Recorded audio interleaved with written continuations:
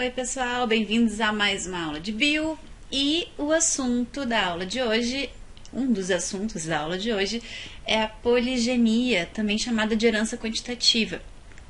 Bom, só para dar uma relembrada, na aula passada a gente estava conversando sobre aqueles padrões de herança que são um pouco diferentes do que a gente estudou para a primeira e para a segunda lei de Mendel. É o caso aqui. Geralmente, quando a gente cruza de híbridos, né, duplo heterozigotos, de acordo com a segunda lei de Mendel, a proporção que a gente deveria encontrar, lembra? A proporção fenotípica era de 9 para 3 para 3 para 1. Agora a gente vai ver que quando o assunto é poligenia, essa proporção não se cumpre. Por quê, pessoal? O que é poligenia ou herança quantitativa? Esse é um padrão de herança no qual vários alelos, anota aí, tá? Vários alelos somam os seus efeitos para dar origem a apenas um fenótipo. Então, a gente vai falar de vários genes diferentes que interagem de forma quantitativa, eles se somam para deixar um fenótipo mais intenso ou não, tá? Por isso a gente chama ela de herança quantitativa. A cor da pele humana, ela é determinada por uma série de características diferentes, tá? Dentre elas, a gente tem uma substância chamada melanina, que é determinada geneticamente. Existem outros fatores que podem pigmentar a nossa pele, a própria quantidade de vasos sanguíneos que a gente tem mais próximas da pele pode deixar ela mais vermelhinha, menos vermelhinha. Pigmentos carotenoides que a gente armazena na hipoderme. Hipoderme, para quem não lembra, é o tecido adiposo que a gente tem logo abaixo da derme da pele, né? Então, existem uma série de características diferentes que contribuem para a coloração da pele das pessoas. No entanto, pessoal, hoje a gente vai falar só sobre melanina, tá? Só sobre esse pigmento. Nos livros de biologia de ensino médio, tá? E eu digo isso porque, para variar, né? Existem autores que falam em outros padrões de herança, mas, tradicionalmente, nos livros de ensino médio, para que a pessoa sintetize melanina, existem pelo menos 2 genes que somam seus efeitos para que a pessoa produza mais melanina ou menos melanina, tá? Esses genes a gente vai chamar de A e B. E, na verdade, eu não vou mais falar em gene A e B, a gente vai chamar eles de poligenes, porque esses são genes que vão interagir para deixar a pele da pessoa com mais melanina. Então, presta atenção aqui, ó, pessoal. Opa, volta aqui. Aqui a gente tem estes poligenes, 2 poligenes A e 2 poligenes B. Nesse caso aqui, nesse genótipo, a pessoa é duplo homozigota dominante. Azão, azão, bezão, bezão, tá? Então, tem 4 poligênios dominantes.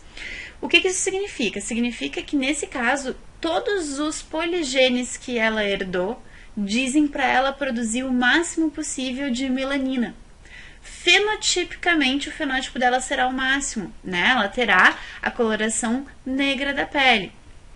Agora, se a pessoa herdar todos os alelos recessivos, na verdade, se ela herdar todos os poligenes recessivos, duplo homozigoto recessivo, como nesse caso aqui, todos os alelos dela vão dizer para ela produzir o mínimo possível de melanina.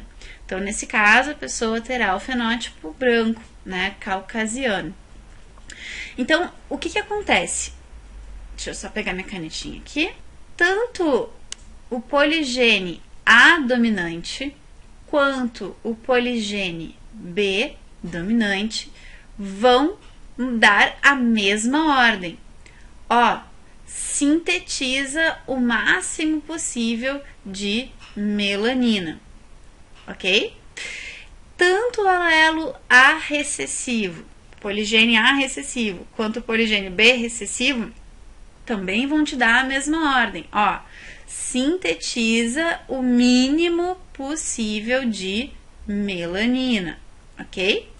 Então, esse daqui é o nosso genótipo, no qual os 4 poligenes dizem, ó, sintetiza o máximo possível de melanina.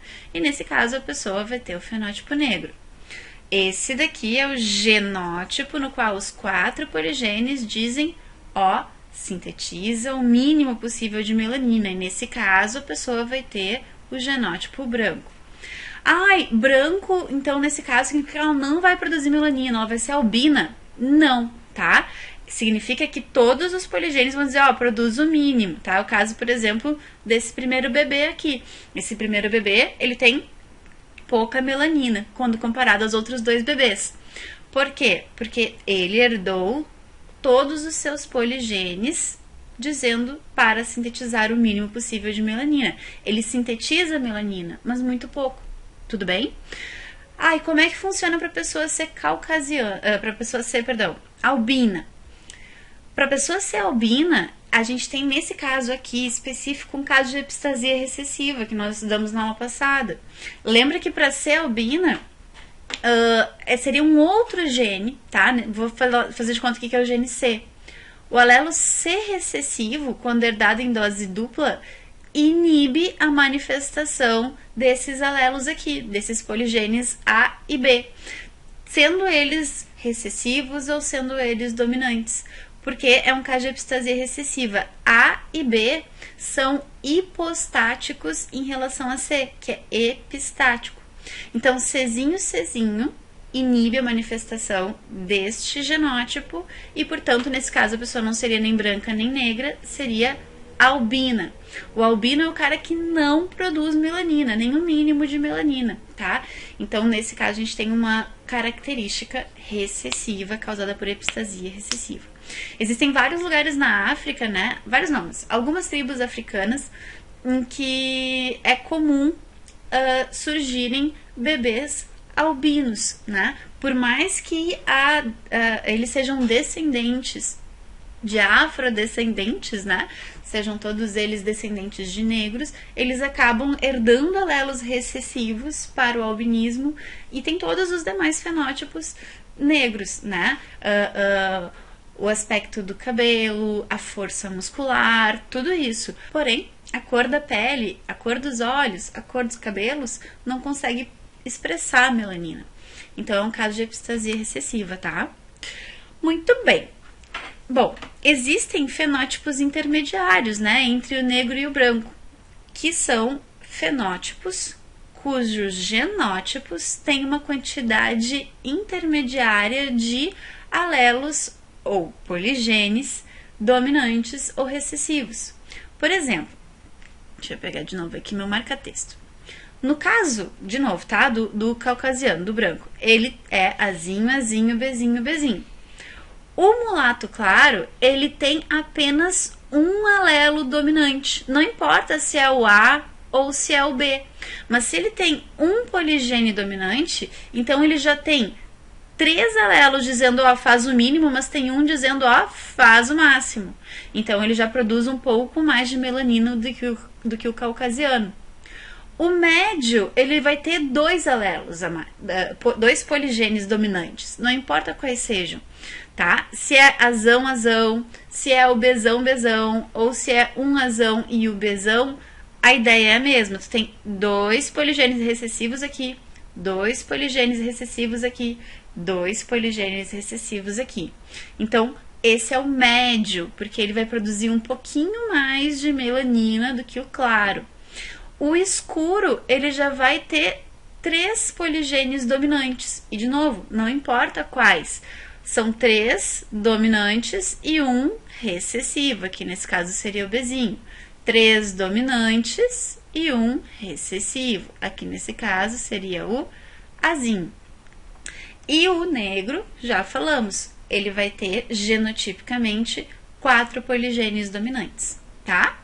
Então, por isso a gente fala de herança quantitativa. Quanto mais poligenes dominantes, mais melanina ele vai produzir e mais intenso será o fenótipo, ok? Lembrando, caucasiano, branco, tá? Ele não é albino, ele só produz o mínimo de melanina possível, tá?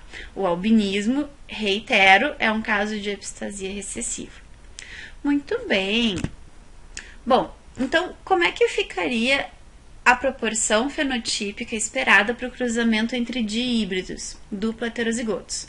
Com certeza não vai ser 9:3:3:1, porque a gente tem uma interação entre genes diferentes. Olha só. Partindo desse princípio que a gente estava conversando agora há pouco, ó, a gente vai ter aqui, ó, 1, 2, 3, 4, 5 fenótipos.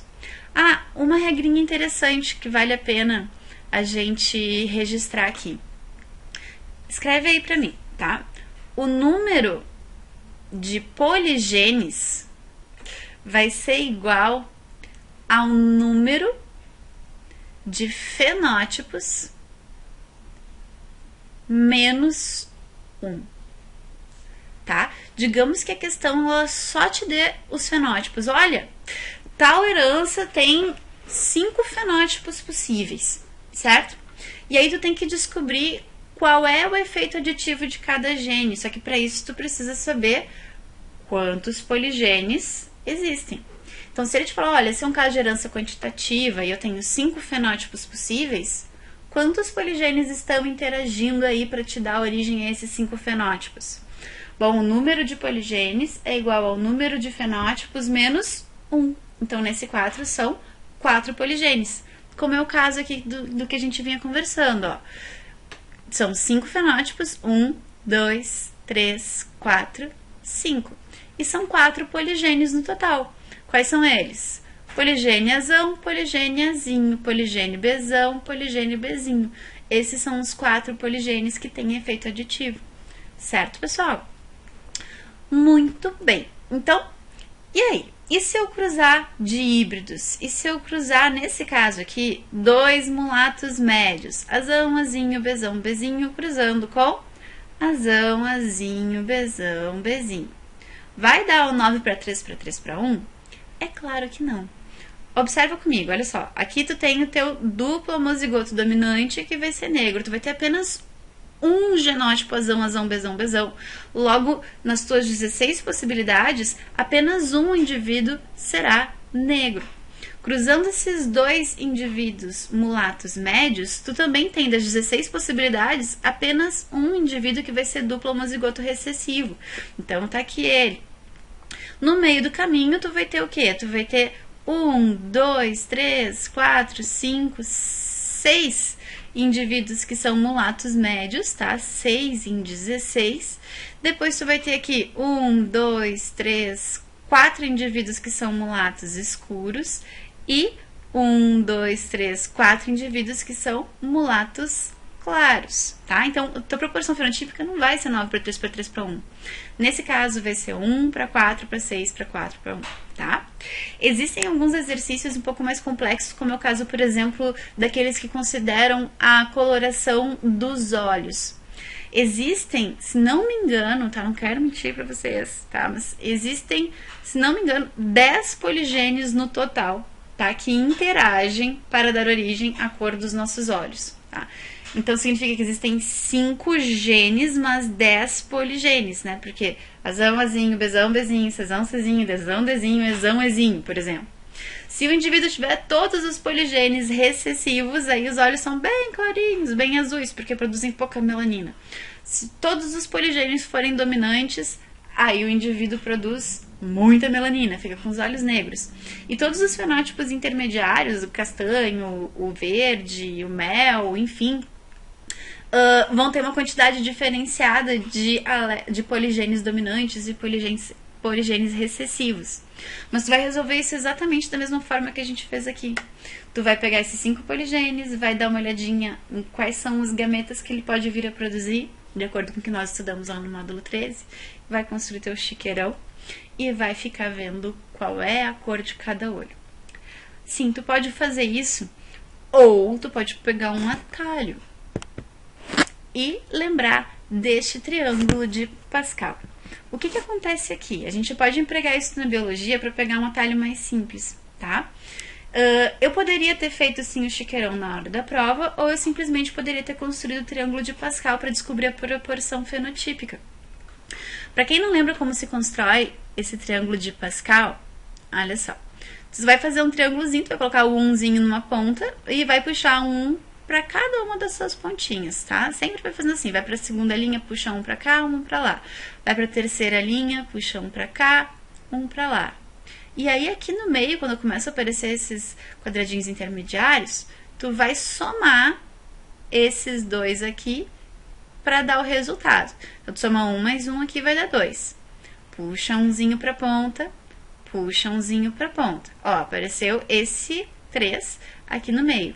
Então, esse aqui é o resultado de 1 mais 2 vai dar 3. Aqui é a mesma coisa. 2 mais 1 vai dar 3. Ai, não entendi. Puxa umzinho para o lado, puxa umzinho para o outro lado. Aqui, 1 mais 3, 4. 3 mais 3, 6. 3 mais 1, 4. Olha só, 1 para 4 para 6 para 4 para 1. 1 para 4 para 6 para 4 para 1. Olha só, lembra que a gente tinha aqui 4 poligênios? Pois é. Voltemos aqui para o triângulo de Pascal. Olha que interessante. Tu vai partir do seguinte, tá? A tua primeira linha é a quantidade zero de poligênios. A tua segunda linha é se tu tivesse apenas um poligênio. A tua segunda linha, 2. A tua terceira linha, 3 poligênios. E aqui são os 4 poligênios que a gente tem para a cor da pele. Tá? Então, se eu tiver 4 poligênios, eu vou até a linha aqui, número 5, né, do nosso triângulo de Pascal, para descobrir a minha proporção fenotípica. 1 para 4 para 6 para 4 para 1. Se o número de poligênios fosse 10, como nesse exemplo que eu dei aí para a cor do olho, que eu já nem lembro mais se é 10 mesmo, acho que estou viajando na maionese, mas tudo bem. Essa proporção fenotípica ficaria assim, olha só, 1 para 10 para 45 para 120 para 210 para 252 para 210 para 120 para 45 para 10 para 1. Foda, mas tudo bem. Então aqui no final, ó, tu vai ter 1, 2, 3, 4, 5 fenótipos diferentes. E pra cor dos olhos, tu poderia ter 1, 2, 3, 4, 5, 6, 7, 8, 9, 10, 11 fenótipos diferentes. Então, pessoal, é isso, tá? Essa aqui pode ser um bom atalho para não ter que fazer todo o chiqueirão, ficar olhando genótipo por genótipo e inferindo fenótipo por fenótipo, porque, ok, a cor da pele é barbada, né? São 4 poligênios, mas às vezes tem alguns genes que podem ter muito mais poligênios, aí o negócio pode ficar um pouquinho complicado, tá? Então, tá aí a dica do triângulo de Pascal. Muito bem, vamos à parte mais importante dessa aula. Tá? Vamos falar um pouquinho sobre determinação do sexo, sobre cromossomos sexuais. Vocês, animais mamíferos, tá? São animais cujo sexo é determinado pelo sistema XY, tá? Lembra que o cromossomo X e o cromossomo Y formam lá o último par de cromossomos homólogos do nosso cariótipo, que a gente chamou de par 23. Lembra disso? As mulheres têm 2 cromossomos X. E os homens têm um cromossomo X e um cromossomo Y. Ai, prof, mas se eles são diferentes, como podem eles serem homólogos? Eles são homólogos porque o cromossomo X e o cromossomo Y compartilham sim uma região de homologia. Essa região que está aqui pintadinha em vermelho, tudo bem? Essa região que está em azul aqui é a região exclusiva do cromossomo X. E essa região que está aqui em amarelo é a região exclusiva do cromossomo Y. Tudo bem? Olha só, eu posso dizer que essa região não homóloga do cromossomo Y é exclusiva de homens? Sim, porque mulher nenhuma tem cromossomo Y, certo? Aqui existe um gene especial que é o critério biológico para determinação do sexo masculino, que é um gene chamado gene SRY. O gene SRY é um gene que só ocorre em homens e é o que determina, dentre várias outras coisas, né, a descida das gônadas. Até o 3º mês, todos os bebês, até o 3º mês de gestação, todos os bebês têm as gônadas internalizadas. Se o bebê tiver o cromossomo Y,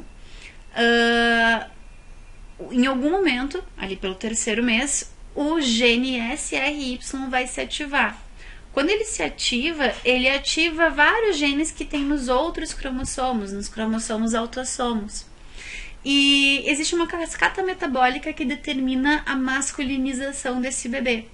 Dentre os processos desencadeados está a descida das gônadas. Essas gônadas, antes internalizadas, descem e ficam protegidas pela bolsa escrotal. Então, é aí que surgem os testículos. Se a pessoa não tem o cromossomo Y, não tem o gene SRY, as gônadas permanecem internalizadas e dão origem aos ovários, que é o que acontece nas mulheres que são XX. Tá? Então, por isso, o cromossomo Y é o critério biológico para classificar o gênero biológico, né, de algum indivíduo. E essa região aqui, pessoal, essa região do cromossomo X, ela não é homóloga a essa região aqui do cromossomo Y. Eu posso dizer que ela é exclusiva de mulheres? Não. Ela ocorre tanto em mulheres quanto em homens. Mas existe uma diferença. Em mulheres, tu tem 100% de homologia nos cromossomos sexuais, né? Porque as mulheres vão ter 2 cromossomos X. Então, as mulheres, elas podem ser homozigotas ou heterozigotas para genes que estão nessa região não homóloga aqui. 2 exemplos, tá, pessoal? O gene do daltonismo.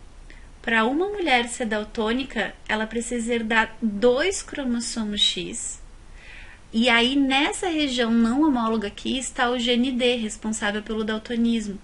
Então, nesses 2 cromossomos X, ela tem que ter herdado 2 alelos Dzinho. Ela tem que ser homozigota recessiva para expressar o daltonismo. Um homem, por outro lado, não precisa ter 2 alelos recessivos. Um homem é XY. Logo, esse homem, ele nunca vai ser homozigoto para o daltonismo. Nem homozigoto dominante, nem homozigoto recessivo, porque ele só tem um cromossomo X. Para genes ligados ao sexo, homens são classificados como M-zigotos. O que é M mesmo, pessoal?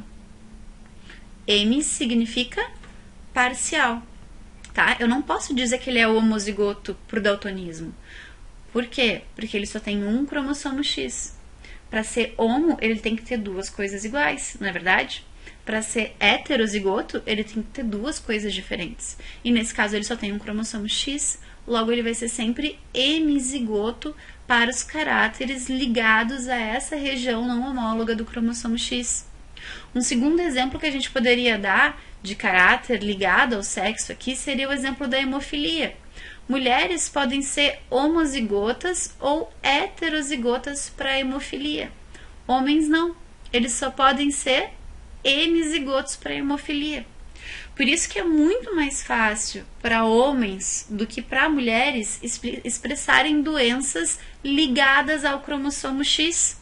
Porque para mulheres expressarem essas doenças recessivas, elas precisam herdar 2 cromossomos X com o alelo recessivo. Homens só precisam de 1, tá? Então, fiquem atentos a isso. Se a doença, então, estiver nessa região não homóloga do cromossomo X, a gente vai chamar ela de herança ligada ao sexo. Se, por outro lado, a doença sexual que nós estivermos estudando ocorrer só em homens, isso significa, muito provavelmente, que ela está nessa região não homóloga do cromossomo Y, porque só homens apresentam. Então, nesse caso aqui, a gente não vai falar de herança ligada ao sexo. A gente vai caracterizar essa doença como uma herança restrita ao sexo, é restrita ao homem. Só o homem tem o cromossomo Y.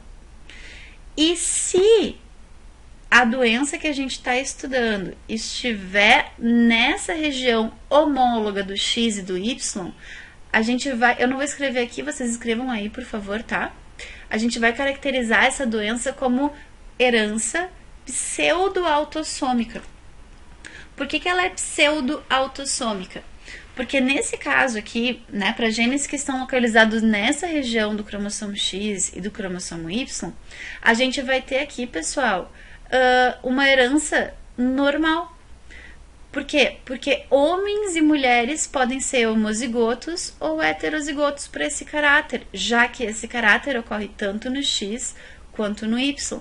já que ele ocorre numa região de homologia dos cromossomos sexuais. Então, ela é pseudo-autossômica, por quê? Pseudo significa falso, autossômico quer dizer que é um caráter que não está nos sexuais, tá? Ou seja, ele é um caráter que está nos cromossomos sexuais, mas que tem igual probabilidade de herança por homens e por mulheres. Por quê? Porque está na região de homologia dos cromossomos sexuais. Tudo bem? Bom, então, antes da gente passar para o próximo tipo de sistema que vai determinar o sexo, tem mais um detalhe que eu queria trazer para vocês. Para animais, tá? Vários animais, especialmente os mamíferos, tá? Cujo sistema de determinação sexual é o sistema XY, as fêmeas são ditas sexo homogamético. Por que elas são chamadas de sexo homogamético? Porque se a fêmea é XX, vocês não concordam comigo que o único tipo de gameta que ela vai produzir é o gameta que contém o cromossomo sexual X? É verdade, né? Então, todos os óvulos que ela produzir vão ter cromossomo X. Ela só tem X, como é que ela vai mandar outro outro cromossomo sexual nos seus gametas? Agora, os machos vão ser tratados por sexo heterogamético. Por quê? Porque os machos têm 2 cromossomos diferentes. Tem o cromossomo X e tem o cromossomo Y. Significa que os gametas dele vão ser diferentes. Ele pode fazer um espermatozoide que tenha o cromossomo X ou um espermatozoide que tenha o cromossomo Y. Tá escrito para ser um X. Certo? Então, se este espermatozoide fecundar um óvulo, então o neném vai ser uma menina. Se esse espermatozoide fecundar um óvulo, então o neném vai ser um menino. Vai ser XY. Cuidado para não confundir homozigoto com homogamético. Homozigoto significa que ela tem 2 alelos iguais, homozigoto dominante ou homozigoto recessivo. Homogamético significa que ela produz todos os gametas iguais. Heterogamético não significa heterozigoto. Heterozigoto significa que ele é azão-azinho, certo? Tem 2 alelos diferentes. Heterogamético significa que este indivíduo produz gametas diferentes com relação ao sexo. Gameta que porta o X ou o Y, ok? Muito bem, então, mais um detalhezinho sobre o sistema XY. Pessoal, se ter 2 cromossomos X fosse vital, vocês não concordam comigo que os homens não existiriam? A verdade é que cromossomos X a mais podem ser um grande problema. Vocês já estudaram várias mutações cromossômicas numéricas. A gente falou sobre síndrome de Down, síndrome de Klinefelter. E a gente viu o quanto cromossomos a mais podem prejudicar a fisiologia de um indivíduo. Em alguns casos, o indivíduo pode até vir à morte, como é o caso da síndrome de Edwards, da síndrome de Patau, tá? Então, a verdade é a seguinte, as mulheres têm um cromossomo a mais, certo? Tem um cromossomo X extra. A gente precisaria, para ser viável, né, só de um cromossomo X, como acontece com síndrome de Turner. Síndrome de Turner, ele é um caso de monossomia, no qual ele tem apenas um cromossomo sexual, só um cromossomo X. E ele é viável, enfim, ela, né, é viável, porém, claro, né, infértil. Mas o que acontece? Existe o que a gente chama de mecanismo de compensação de dose. Durante o desenvolvimento embrionário, as células dos embriões femininos vão progressivamente silenciando o cromossomo X, um deles, tá? Então, a gente já conversou um pouquinho sobre isso lá no módulo 10, mas é bom dar uma reiterada. Então, por exemplo, vou pegar uma caneta aqui. Existe uma doença chamada distrofia muscular progressiva, tá? A distrofia muscular progressiva é causada por um alelo recessivo ligado ao cromossomo X, tá? Então, o cromossomo X, quando ele tiver lá um Dzinho, ele determina que a pessoa tem distrofia muscular progressiva. É uma doença horrorosa que a pessoa vai progressivamente perdendo a capacidade muscular, tá? E musculatura geral, assim, não é só musculatura esquelética, a gente tá falando de língua, diafragma, coração, tudo que for muscular na gente. Então imaginem uma mulher que é heterozigota. Difícil, gente. XDzão, XDzinho. Acho que agora vai ficar... Agora não sei como é que vai ficar aí na câmera pra vocês, porque ela vai inverter, mas imaginem que essa mulher, ela é heterozigota, tá? XDzão, XDzinho. Se ela é XDzão, XDzinho, teoricamente ela tem o D dominante, então ela não vai manifestar a distrofia muscular progressiva. Porém, durante o desenvolvimento embrionário, algumas células vão silenciar este X, outras células vão silenciar esse X. Prof, como é que é feito esse silenciamento? Ele é completamente aleatório, tá? Isso não é determinado geneticamente, pelo menos não que se saiba até agora. Então, na verdade, o corpo da mulher ele é um mosaico de cromossomos X que estão silenciados. Alguns tecidos vão silenciar o X que tem o D dominante, outros tecidos vão deixar esse ativo e vão silenciar esse cromossomo X aqui. Prof, como é feito esse silenciamento do ponto de vista molecular? Do ponto de vista molecular é aquele lance das histonas que a gente estudou. Lembra que ele vai se condensar, se compactar? Pois é. Tanto isso é verdade que no núcleo das células femininas, como vocês estão vendo aqui, vai aparecer uma bolotinha que a gente chama de cromatina sexual ou corpúsculo de Barr, tá? Só vai ter corpúsculo de Barr nas células de mulheres ou de homens que têm cromossomo X éster, como no caso do Klinefelter, tá? Mas enfim, o que acontece? Se 50% das minhas células fizerem isso aqui, tá? Eu vou ter 50% das minhas células com o cromossomo que manda eu ter a distrofia ativo. Apesar disso, eu vou ter o fenótipo normal. Se 51% das minhas células fizerem isso, silenciar o alelo normal, eu vou apresentar a distrofia. Então, entendam que apesar de genotipicamente eu ser normal, porque eu vou ter o Dzão, fenotipicamente eu posso estar doente. Se 51% das minhas células estiverem com esse raio desse Dzinho ativo, infelizmente eu vou manifestar a distrofia muscular progressiva. Certo, pessoal? Então, esse é um tipo de anomalia que vai aparecer só em indivíduos que têm 2 cromossomos X, tá? Então, se é mulher, a mulher vai ter um corpúsculo de Barr, uma cromatina sexual. Homens não têm corpúsculo de Barr, homens não têm cromatina sexual, a não ser que ele seja um Klinefelter. Daí ele vai ter um corpúsculo de Barr, tá? Porque ele precisa ter um cromossomo X ativo, certo? Muito bem. E aí? E aí que a gente tem outras formas de... Eu vou apagar isso aqui pra ficar melhor. Pera. Bom, além do sistema XY, a gente tem o sistema ZW para determinar o sexo dos animais, tá? O sistema ZW não ocorre em humanos, tá? Ocorre em anfíbios, ocorre em aves, em alguns peixes e vários insetos diferentes, como é o caso de borboletas, por exemplo. O sistema ZW, ele é muito parecido com o XY, no sentido de que tu tem alguém homogamético e alguém heterogamético. Porém, é diferente. Nesse caso aqui, as fêmeas são ZW e os machos são ZZ. Ou seja, no sistema ZW, os machos só produzem espermatozoides que contenham Z, enquanto as fêmeas podem produzir óvulos que têm tanto Z ou pode produzir óvulos que apresentam W. É tipo nosso, só que é o contrário, tá? Então, nesse caso aqui, a cromatina sexual vai aparecer em machos, certo? E temos também o sistema X0. O sistema X0, ele é muito parecido com uma síndrome de Turner, tá?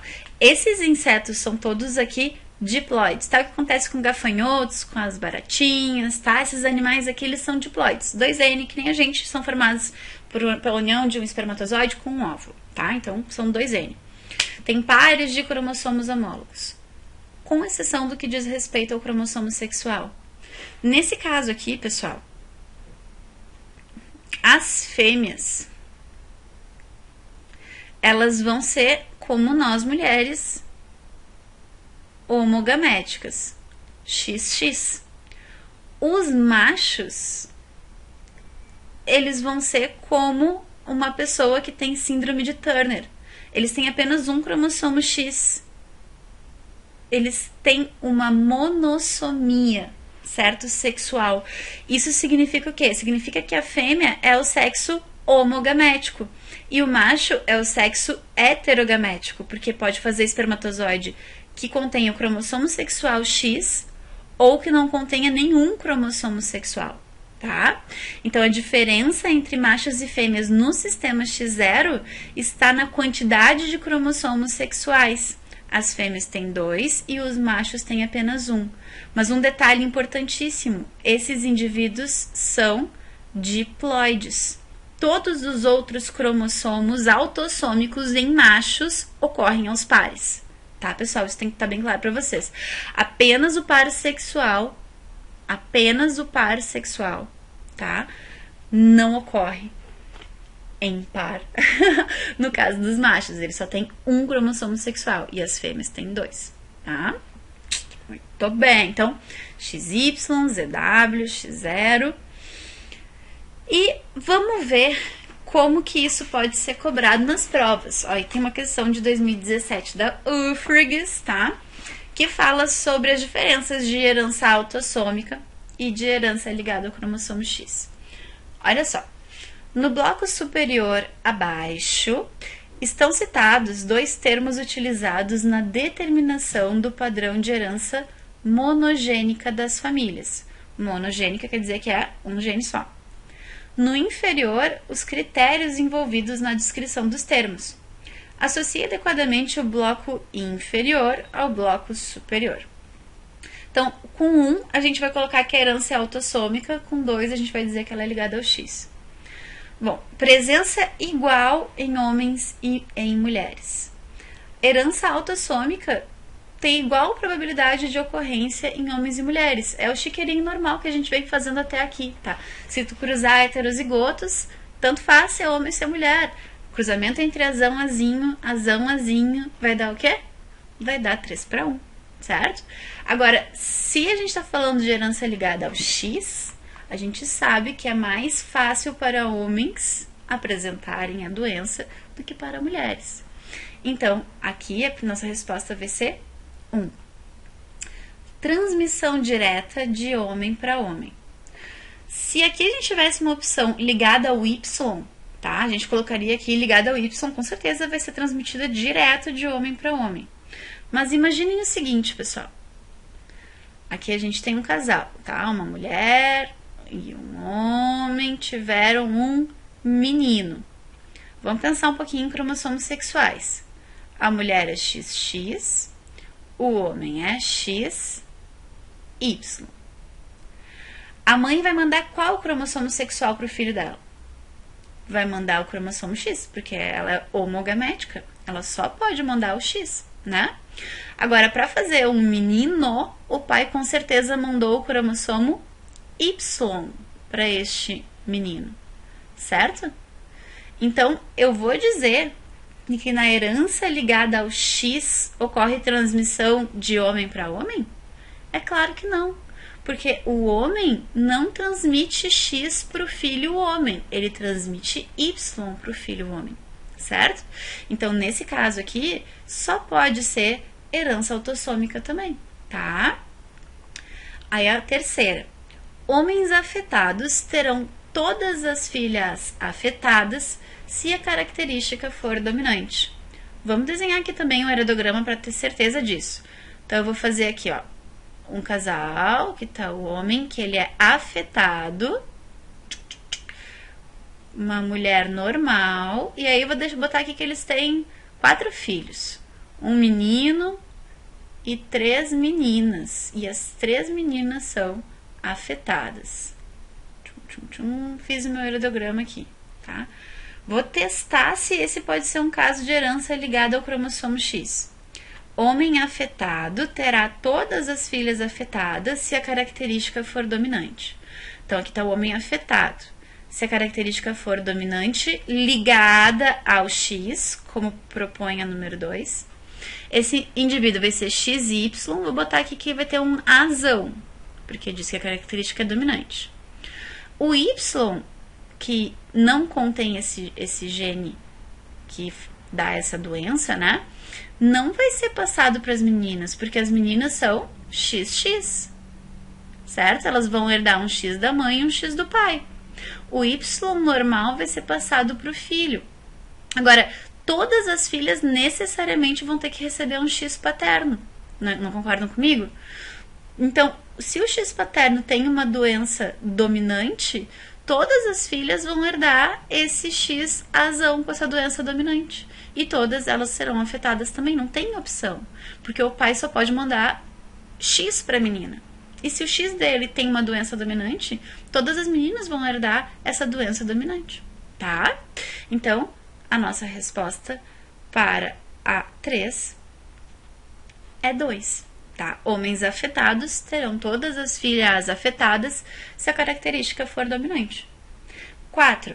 Mulheres afetadas terão todos os filhos homens afetados se a característica for recessiva. Vamos testar se isso é verdade ligado ao X? Olha lá, vamos pegar minha ponteirinha de novo. Uma mulher afetada, doente, tá com um homem não afetado. E agora eu vou fazer igual esse, só que ao contrário. Vai ter 3 filhos meninos. Menino afetado, menino afetado, menino afetado. E aqui uma menina normal, tá? Mulher afetada terá todos os filhos homens afetados se a característica for recessiva ligada ao X. Bom, se essa mulher tem uma doença recessiva ligada ao X, então ela vai ser XDzinho, XDzinho, certo? O pai é normal, logo ele será XDzão, né? Y. Então, o que vai acontecer? O pai vai mandar o XDzão dele para a menina. Ele não pode mandar o Y para a menina. Por isso, a menina é normal. Até aqui, tudo bem. E para os meninos, o que o pai manda? Ele vai mandar o cromossomo Y. Então, esses meninos todos vão ter o fenótipo relativo a essa doença herdado da sua mãe. Como a mãe é homozigota para essa doença, ela é XDzinho Y, ó. Quer dizer, ela é XDzinho, XDzinho. E os filhos dela serão XDzinho Y. Todos eles vão herdar o alelo recessivo ligado ao sexo. Então, a resposta aqui também vai ser 2, tá? Então, a gente vai ficar com a letra B, 1, 1, 2, 2. Buenas. Existem outras formas de se determinar o sexo em animais? Sim.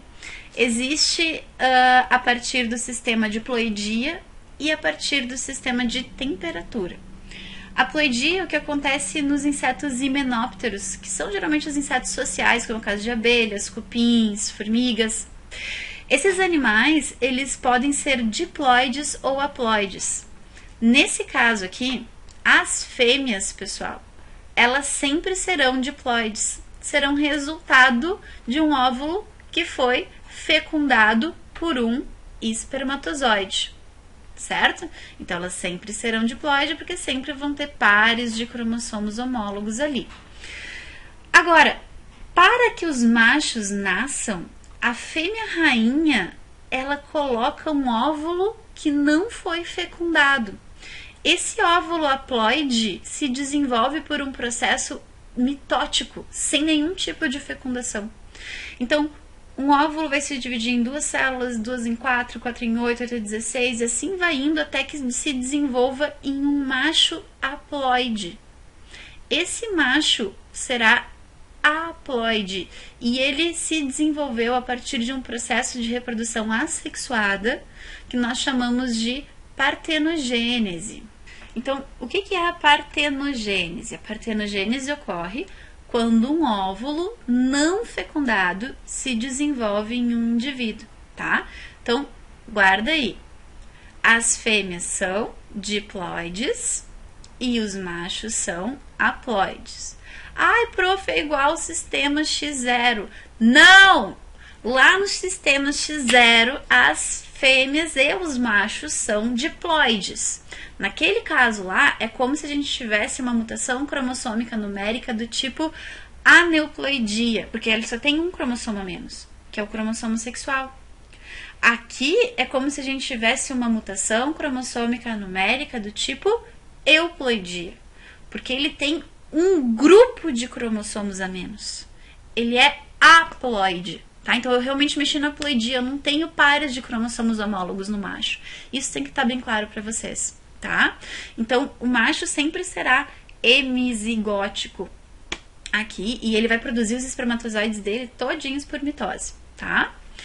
Bom, as fêmeas rainhas e as fêmeas operárias, todas elas são diploides. Elas têm essa diferença aqui porque durante o desenvolvimento das larvinhas das fêmeas operárias, elas são alimentadas até um estágio muito precoce do desenvolvimento delas. Então elas ficam meio que subnutridas e acabam não desenvolvendo os ovários, enfim. Então elas ficam com metade da biomassa da abelha rainha e se transformam em abelhas operárias. Ficam lá coletando néctar, produzindo mel, aquela coisa toda. A rainha é a abelha fêmea que vai ser alimentada durante todo o seu período larval, vai fazer a sua metamorfose com maestria e ela é a única fértil das colmeias. O zangão, ele nasce a partir de partenogênese, a partir de um óvulo não fecundado. Quando a fêmea precisa, eles vão lá e vão fazer o voo nupcial. Ele transfere os espermatozoides dele para uma reentrância que existe no abdômen da fêmea, que a gente chama de espermateca. A tradução do termo espermateca seria tipo casa do espermatozoide. Esses espermatozoides ficam armazenados na espermateca da rainha durante muito tempo. E conforme a necessidade, a fêmea vai produzindo seus óvulos e vai fecundando esses seus óvulos com o espermatozoide que está lá na espermateca. E vai colocando esses embriões para se desenvolver e darem origem a operárias para ela. Quando acabarem os espermatozoides da espermateca, um óvulo vai ser colocado sem ser fecundado e por partenogênese vai se desenvolver em um macho. Então, esse macho, quando ele nasce, é o zangão, ele vai produzir os seus espermatozoides por mitose, tá? E ele nasce com o aparato bucal bem defasado, ele não consegue se alimentar direito sozinho. Então ele precisa da ajuda das operárias para se alimentar. E logo depois do voo nupcial, elas param de alimentar ele e ele acaba morrendo de fome, tá? Então não é uma vida muito interessante para o resto ali, o sistema de monarquia deles é bastante, né, complicado, tá? Mas funciona super bem, né? Todo mundo tá garantindo sua sobrevivência aí, o zangão tá garantindo seu sucesso reprodutivo. Então, evolutivamente tá tudo bem, tá? Buenas! Os animais que determinam o sexo por meio de temperatura de incubação dos ovos são geralmente répteis. A gente tem dois grupos de répteis que fazem isso. A gente tem o grupo dos quelônios. Quelônios, ou testudinatas, são os répteis que apresentam carapaça e plastrão. É o caso das tartarugas, dos jabutis, dos cágados. Esses animais, eles colocam os seus ovos, né, em um ninho, fazem processo de nidificação. E nos quelônios acontece o seguinte: os ovos que ficarem expostos a temperaturas mais altas tendem a se diferenciar em fêmeas. Os ovos que ficam geralmente mais para o centro do ninho, eles tendem a ficar em temperaturas mais baixas. Então, eles acabam dando origem a tartaruguinhas macho. Com o aquecimento global, a areia da praia, onde esses ovos são colocados, também tem ficado mais quente. Então, tem nascido mais tartarugas fêmeas do que machos. E isso é um problema, né? Porque vocês sabem que não dá para sustentar populações, evolutivamente falando, né, só com fêmeas. Né? Fêmea com fêmea não dá filhotinho. Então, complicado. Um outro grupo de répteis que faz isso é o dos lacertílios. Lagartos, não são todas as espécies, mas algumas delas têm o mesmo sistema, só que ao contrário. Altas temperaturas tendem a dar origem a machos. E baixas temperaturas tendem a dar origem a fêmeas, tá?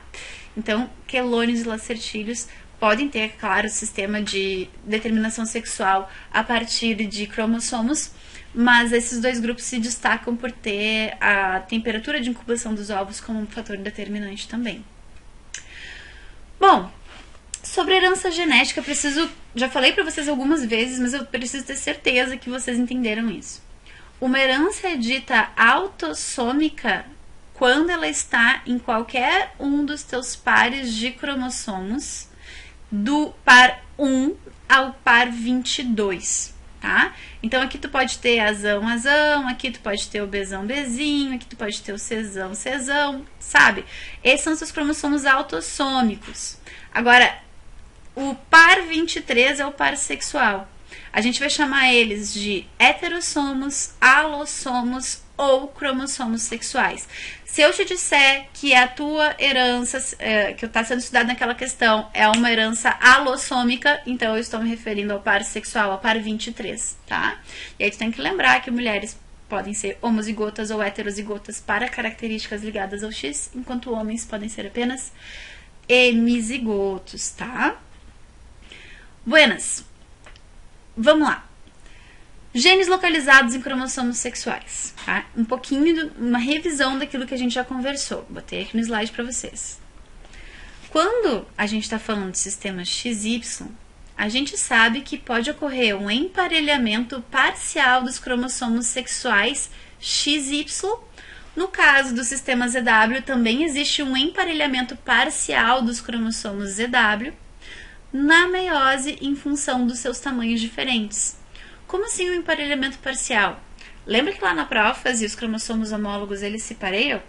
Pois é, esse emparelhamento, ele vai ser parcial. No caso do cromossomo X e do cromossomo Y. No caso do cromossomo Z e do caso do cromossomo W. Parcial porque eles compartilham apenas uma parte de homologia. O resto é não homólogo, tá?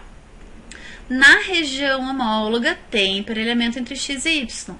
Na região não homóloga não tem emparelhamento. Na região não homóloga do cromossomo X, a gente tem a herança ligada ao sexo. Na região homóloga dos cromossomos sexuais, a gente tem a herança pseudo-autossômica. E na na região não homóloga do Y, a gente tem a herança restrita ao sexo. Que mais que a gente conversou? A gente conversou que no sistema XY, as fêmeas podem ser homozigotas ou heterozigotas, certo? Porque elas são XX. Então, ela pode ser Hzão, Hzão, Hzinho, Hzinho, Hzão, Hzinho. Por quê? Porque elas apresentam 2 cromossomos X. Machos vão ser hemizigóticos. Por quê? Porque eles só têm um cromossomo X, tá? Então, macho vai ser hemizigoto. Nunca vai ser homozigoto ou heterozigoto para hemofilia, para o daltonismo. Bom, então, vamos começar a estudar alguns casos de herança ligada ao sexo. Aqui a gente vai começar já pelo daltonismo. O que é o daltonismo? Daltonismo é uma dificuldade que algumas pessoas têm de distinguir verde e vermelho, tons de verde e tons de vermelho. Nesse caso aqui, uma pessoa que não é daltônica deveria enxergar destacadinho aqui o número 74. E existe uma modalidade de daltonismo no qual a pessoa ou não enxerga nada, e uma outra modalidade de daltonismo no qual a pessoa enxerga aqui o número 21, tá? Então, errado não é um termo bonito, mas né, diferente, tá? Então, enfim, é uma característica determinada por um alelo recessivo que fica na região não homóloga do cromossomo X. Então, o que isso significa? Significa que as mulheres podem ser homozigota recessiva, pode ser homozigota dominante ou pode ser heterozigota, porque as mulheres têm 2 cromossomos X. Logo, se tu não é daltônica, menina que está me ouvindo, tu tem um Dzão, tu pode ser homozigota dominante, ou tu pode ser heterozigota, tá? Então, XDzão, XDzão, XDzão, XDzinho. Se tu é daltônica, que é bem mais raro, Então, tu tem os dois cromossomos X, um que tu herdou da tua mãe, Dzinho, e o outro que tu herdou do teu pai, Dzinho também, tá? Então, teu homozigoto é recessivo. Homens não vão ser homozigotos dominantes, não vão ser heterozigoto, não vão ser homozigotos recessivos. Homens vão ser hemizigotos, porque eles vão ter um cromossomo X e um cromossomo Y. E o gene do daltonismo está apenas no cromossomo X. Tá? Então, esse aqui seria o X, esse aqui seria o Y. Então, o homem pode ser hemizigoto dominante ou ele pode ser hemizigoto recessivo, nesse caso, daltônico. Tá? Buenas. Opa. Vamos fazer um exercício aqui sobre herança ligada ao sexo. Esse aqui veio direto do Enem pra gente. Olha lá. No heredograma, os símbolos preenchidos representam pessoas portadoras de um tipo raro de doença genética. Os homens são representados pelos quadrados e as mulheres pelo círculo. Qual é o padrão de herança observado para essa doença? Letra A. Dominante autossômico, pois a doença aparece em ambos os sexos. Bom, o primeiro problema que eu vejo aqui é que não necessariamente a razão justifica a asserção, tá? Dominante autossômico, pois a doença aparece em ambos os sexos. Então, nesse caso, todo mundo que é doente teria que ter um alelo dominante, tá? Sim, a doença aparece em ambos os sexos, mas eu vejo que tem uma prevalência em mulheres. Será que não tem uma alternativa melhor? Esse é o tipo de alternativa enensiana que a gente deixa em stand-by até achar uma coisa melhor e mais certa para marcar, tá? Letra B.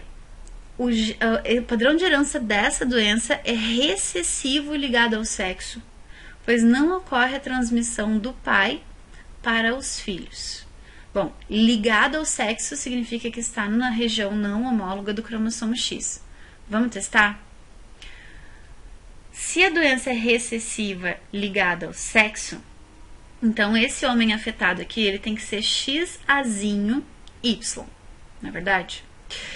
Para os homens, ele vai mandar o Y. Muito bem. Para as mulheres, ele vai mandar o XAzinho.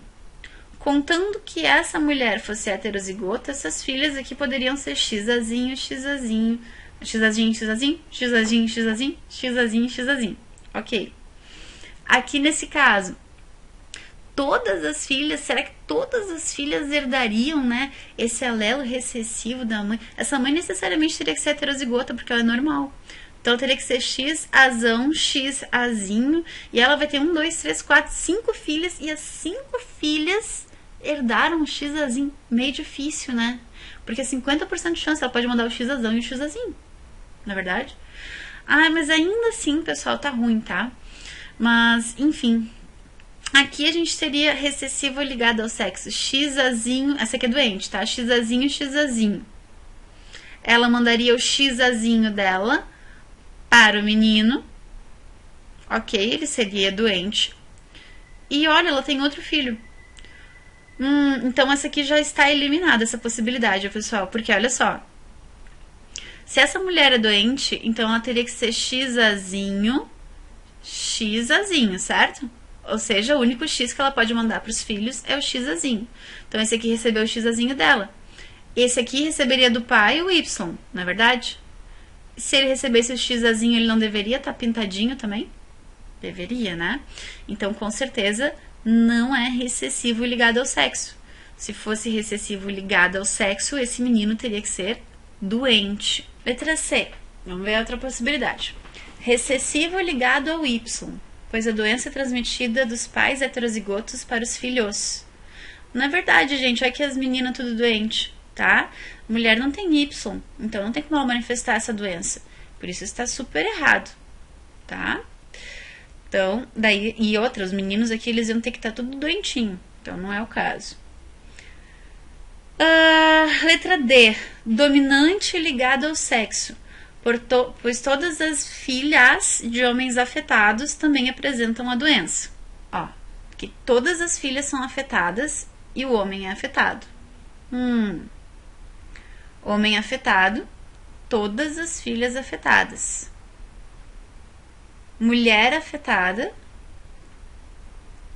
50% dos filhos afetados. Vamos testar? Se esse indivíduo tiver uma doença dominante ligada ao sexo, vocês não concordam comigo que ele vai passar o Y para os guris? Sim. E todas as filhas vão receber esse X azão? Sim. Então todas elas serão afetadas. É verdade. Então realmente pode ser a letra D 10 mil vezes melhor que a letra A, tá? Então, marcamos letra D. Bom, com relação à herança restrita ao sexo, a gente está falando de uma herança que classicamente é chamada de herança holândrica, né? Holândrica significa que ela está na região não homóloga do cromossomo Y. Lembra? Se esse aqui é o cromossomo X e esse aqui é o cromossomo Y, essa herança estaria nessa região não homóloga, assim como a gente representou aqui, tá? Então, aqui a gente tem a manifestação do gene SRY, ele é exclusivo de homens, por isso apenas homens vão apresentar testículos, certo? Então, a partir do momento que o SRY será ativo, ele vai diferenciar testículos a partir dessas gônadas primordiais, tá? Então, herança restrita ao sexo, porque está na região não homóloga do Y, ocorre apenas em homens, por isso, restrita. Antigamente, quando a gente dava essa aula, a gente falava assim, olha, a hipertricose auricular, mais conhecida como pelos nas orelhas, é uma herança restrita ao sexo. Por que a gente dizia isso? Porque, graças a Deus, pelos na orelha, hipertricose auricular não é uma característica que se manifesta em mulheres. Mulheres não apresentam hipertricose auricular, graças a Deus, né, gente? Mas homens sim, tá? E a gente sempre observava um padrão, que o homem, pai, vai ter filhos que vão apresentar hipertricose auricular, lá em torno dos 30 e poucos, 40 anos de idade, começa a ver aquele espelhinho na orelha. Então, sempre se achou, ó, se o vô teve, o pai vai ter, o filho vai ter, e assim por diante, geração a geração, todos os homens da família expressariam o gene da hipertricose auricular. Logo se achava que era uma herança restrita ao sexo, que estava lá no Y e passava de Y, do vô pro pai, pro neto, e assim por diante. Aí se descobriu que, na verdade, não é verdade. Se descobriu que, na verdade, o gene que determina pelos na orelha está em um cromossomo autossômico. Ou seja, nós mulheres também podemos ter este gene. Porém, no entanto, todavia, contudo, but anyway, however, graças a Deus, é um gene que tem 0% de penetrância na população feminina. Os motivos para isso ainda estão sendo descritos, mas o fato é que mulheres podem ser homozigotas dominantes para a hipertricose auricular. Porém, no entanto, todavia, contudo, né, a gente não manifesta, porque ele tem 0% de penetrância. Lembra que a gente conversou lá sobre a polidactilia, que a polidactilia em algumas populações ela tem 60% de penetrância, né? Pois é, mulheres têm 0% de penetrância. Isso a gente chama de herança com efeito limitado ao sexo. Ou seja, este gene, quando herdado, só vai ter o seu efeito em homens, mas ele não está no cromossomo Y, ele está em cromossomos autossômicos. Tem 100% de penetrância em homens e 0% de penetrância em mulheres. Bom, e a herança influenciada pelo sexo? O que é isso, tá? A herança influenciada pelo sexo, ela não está no cromossomo sexual, ela está nos cromossomos autossômicos, tá? É o caso da calvície. Então, isso significa que homens e mulheres podem ser calvos, pessoal. Aqui a gente tem uma imagem que mostra a progressão da calvície feminina, tá? Aos pouquinhos isso pode acontecer sim. Como se trata de uma herança genética autossômica, existem dois alelos. O alelo que determina a calvície e o alelo que determina a normalidade, tá? Eu não vou chamar de Czão, Czinho. Por quê, pessoal? Porque essa herança é influenciada pelo sexo. Se eu chamar de Czão, Czinho, vai me complicar a vida, porque o alelo da calvície, ele é dominante em homens. Mas exatamente o mesmo alelo, exatamente a mesma sequência de bases nitrogenadas no corpo da mulher é interpretado como alelo recessivo.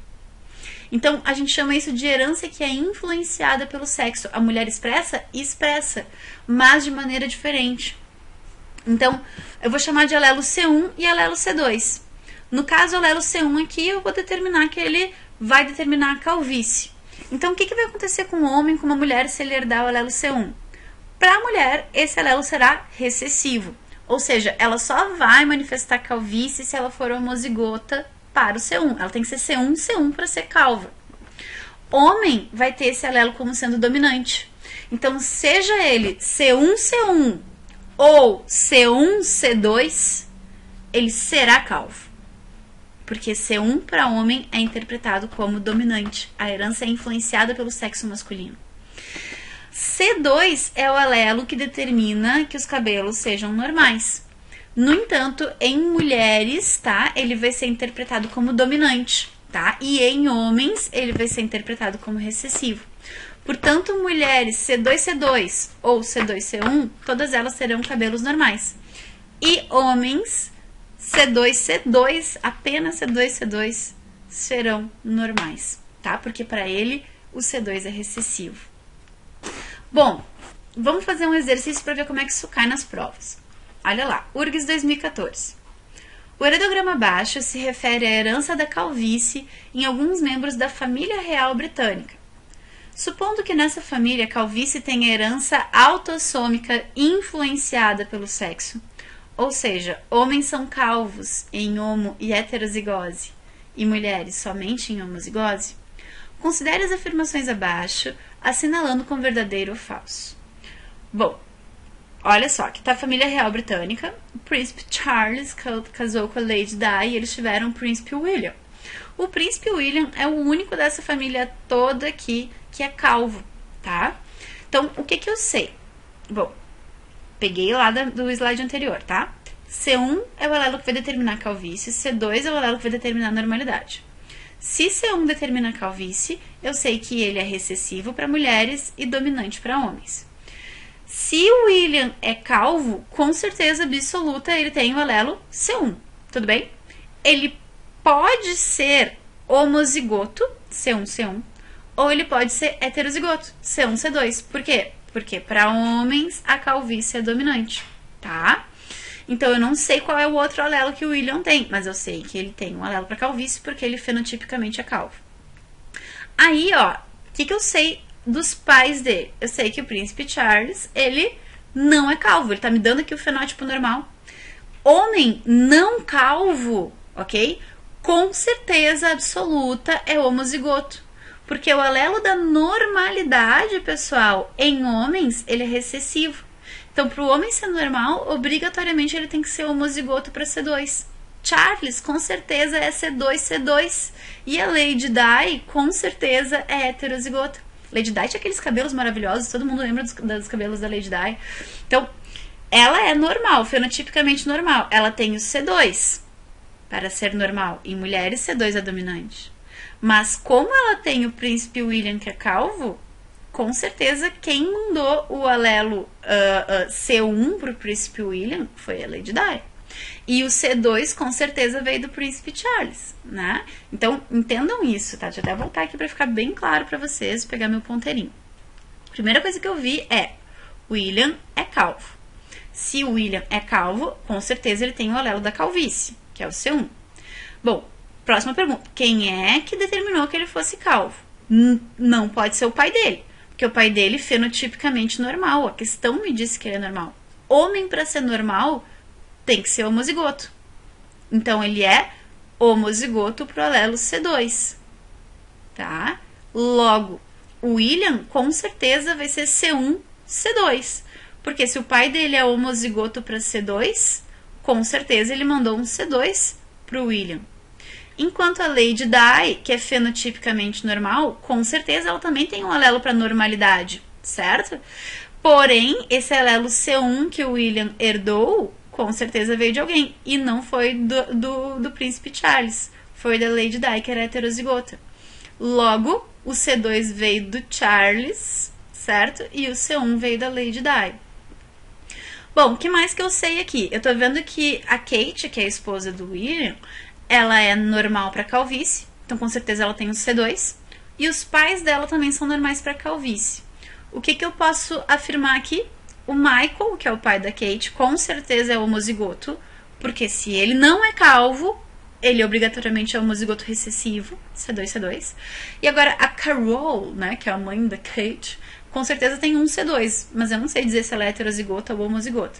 E a mesma coisa vale para Kate. Eu não sei dizer se ela é homozigota ou heterozigota, mas eu sei que ela tem um alelo C2 para a normalidade. Tudo bem? Vamos para as alternativas. A calvície em questão é ocasionada pelo cromossomo X. Errado, pessoal. Falsíssimo. Por quê? Tá escrito aqui que é uma herança autossômica influenciada pelo sexo. Se ela é influenciada pelo sexo, ela não é sexual, ela é influenciada, ela é autossômica, tá? Segundo, Lady Di transmitiu para William o alelo responsável pela sua calvície. Com certeza, tá? O William é calvo, o pai dele é normal, então o pai dele é homozigoto para o alelo C2, quem mandou C1 para o William só pode ter sido a Lady Di. Verdadeiro. Terceiro, Charles recebeu do seu pai um alelo para a calvície. É falso, ó, porque o Charles ele é homozigoto pro alelo normal, ninguém mandou alelo de calvície pro Charles. E a última, George, que é esse moço aqui, produto do casamento de William com Kate, terá 75% de chance de ser calvo, considerando a Kate heterozigota. Tá, se a Kate for heterozigota, o cruzamento que eu vou estar fazendo é entre heterozigotos, né? C1C2 cruzando com C1C2. Tá aqui o nosso cruzamento, tá? Da Kate com o William. Considerando que o George é um menino, eu vou olhar para esse chiqueirinho aqui pensando apenas na possibilidade de ser homem. Até vou pegar aqui meu ponteirinho marca-texto, tá? C1 para homem é dominante. C2 para homem é recessivo. Logo, C2 é um homem normal. C2 com C1 para ele é dominante. Ele será calvo. E C1 será o homozigoto dominante, calvo. Então é verdade, 75% de chance de ser calvo se a Kate for heterozigota. Falso, verdadeiro. A resposta correta vai ficar pra gente aí, letra D, tá? Herança parcialmente ligada ao sexo ou pseudo-autossômica é a herança que está na região homóloga dos cromossomos sexuais, tá? Então, nesse caso, tanto homens quanto mulheres podem ser azão, azinho, tá? Homens e mulheres têm, anota aí, igual probabilidade de herança, tá? Ela é igual à autossômica no sentido assim de resolver questão, certo? Tu faz chiqueirinho e acabou o problema. E um exemplo de herança pseudo-autossômica é a retinite pigmentar, uma doença que pode acabar causando cegueira, tá? Então ela é causada por genes que ficam na região homóloga do cromossomo X, do cromossomo Y, e que apesar de estarem cromossomos sexuais, ela tem igual probabilidade de ser herdada por homens ou por mulheres. Tá, gente? Muito bem, módulo 14 era isso. Façam muitos exercícios e vamos pro módulo 15.